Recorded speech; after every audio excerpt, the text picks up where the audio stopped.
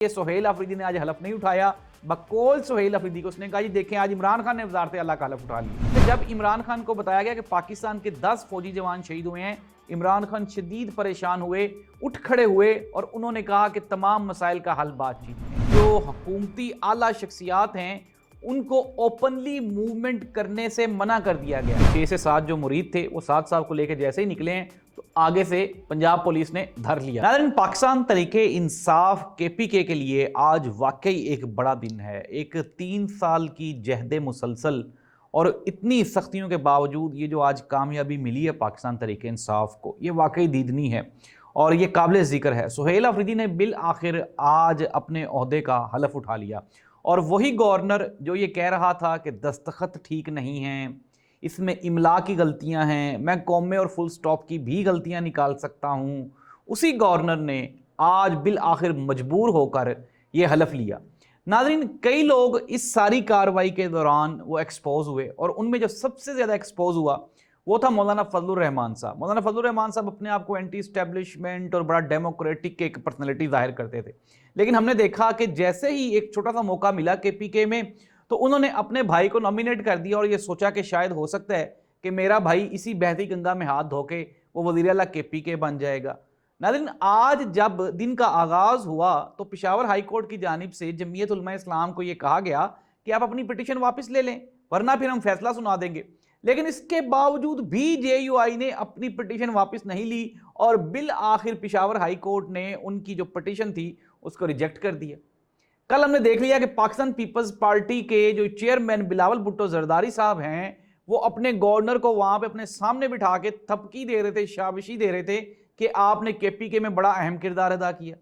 جمہوریت پہ شب خون مارنے کی ایک ناکام کوشش کی گئی۔ ناظرین، آج سہیل آفریدی نے اگر کتنا ہی اچھا ہوتا کہ یہ جو سارا سسٹم تھا اس کو ڈیموکریٹکلی ہونے دیتے اور پاکستان مسلم لیگ نون، پیپلز پارٹی، JUI فے اور عمران خان کے تمام مخالفین یہ عوام کو باور کروانے میں کامیاب ہو جاتے کہ دیکھیں جی ہمیں موقع ملا لیکن ہم نے عمران خان کے اقتدار کو نہیں چھوڑا، لیکن عمران خان نے ہمیں کہیں کا نہیں چھوڑا۔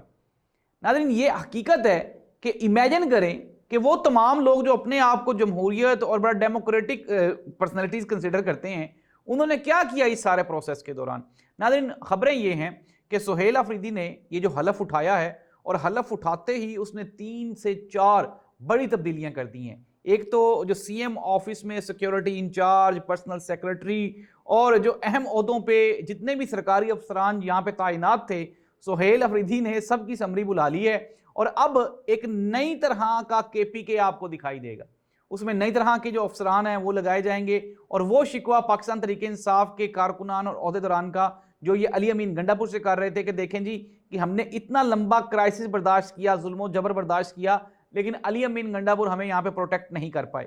وہ تمام پولیس کے سرکاری افسران جنہوں نے PTI کے خلاف کریک ڈاؤن کیے آج بھی وہ اپنے عہدوں پر برقرار ہے۔ اٹ مینز دیٹ میں آپ کو ناظرین یہ آگاہ کر رہا ہوں کہ یہ سہیل آفریدی نے آج حلف نہیں اٹھایا، بقول سہیل آفریدی کو اس نے کہا جی دیکھیں آج عمران خان نے وزارت اعلیٰ کا حلف اٹھا لیے۔ لیٹس سی دیٹ اب جتنے بھی پاکستان میں تجزیہ کار، جرنلسٹ یا سینئر صحافی ہیں وہ سارے اس بات پہ متفق ہیں کہ یہ سہیل آفریدی یہ اور طرح کا بندہ ہے، اس کو علی امین گنڈا پور کی طرح آپ ٹیکل کریں گے تو آپ کا نقصان ہوگا۔ ناظرین، ساتھ ہی ساتھ پاکستان تحریک انصاف کی جانب سے آج ایک اور بڑا بیان سامنے آیا، اور وہ بڑا بیان جنید اکبر نے دیا۔ انہوں نے کہا میں اینٹی اسٹیبلشمنٹ نہیں ہوں، میں پرو اسٹیبلشمنٹ ہوں، لیکن مسئلہ یہ ہے کہ مجھے انڈرسٹینڈ نہیں کر رہی اسٹیبلشمنٹ۔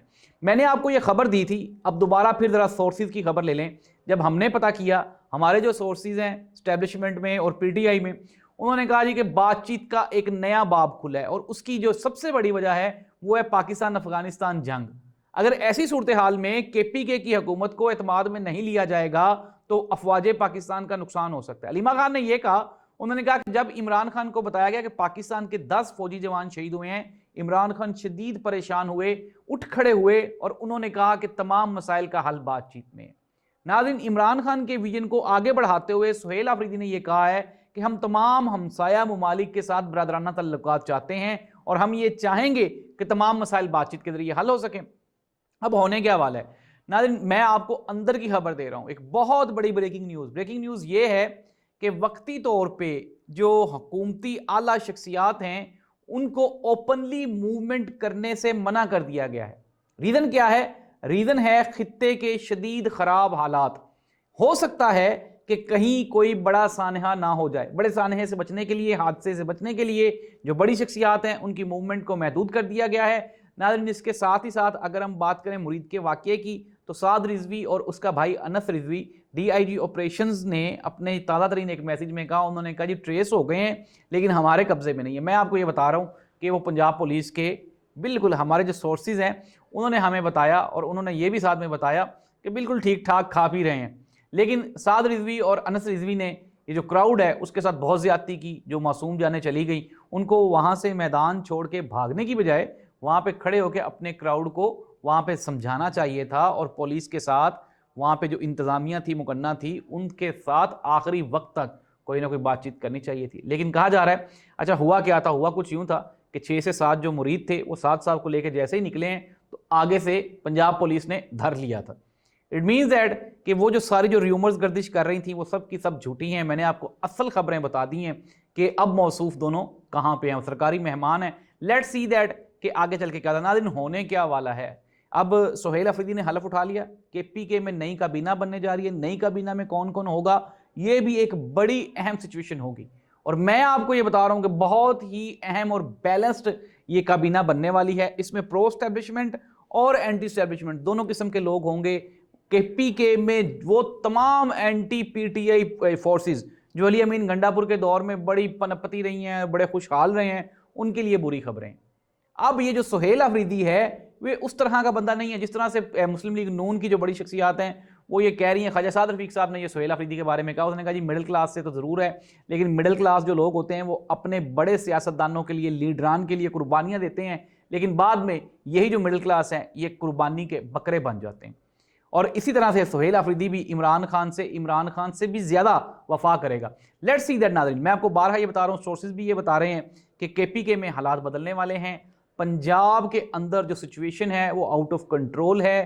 جس طرح سے الیکشن کمیشن آف پاکستان نے اناؤنس کیا تھا کہ بلدیاتی انتخابات کروائے جائیں, بلدیاتی انتخابات کا شیڈول بھی جاری کر دیا گیا, لیکن پنجاب حکومت بالکل بھی انٹرسٹڈ نہیں ہے اور کہیں نہ کہیں جا کے پلی اختیار کی جائے گی. شاہ محمود قریشی صاحب کی بریت تھی اور اس کے خلاف بھی پنجاب حکومت نے رٹ دائر کر دی ہے اور ان کی بریت کو چیلنج کر دیا گیا. اٹ مینز دیٹ کہ پاکستان تحریک انصاف کے جو شریک چیئرمین, وائس چیئرمین جو قریشی صاحب ہیں ان کو بھی جیل سے باہر نہیں آنے دیا جائے گا. ناظرین کنکلوڈ کرتے ہیں, خبریں کیا ہیں؟ خبریں یہ ہیں کہ اسٹیبلشمنٹ اور پی ٹی آئی ایک نئے باب کا آغاز ہو چکا ہے.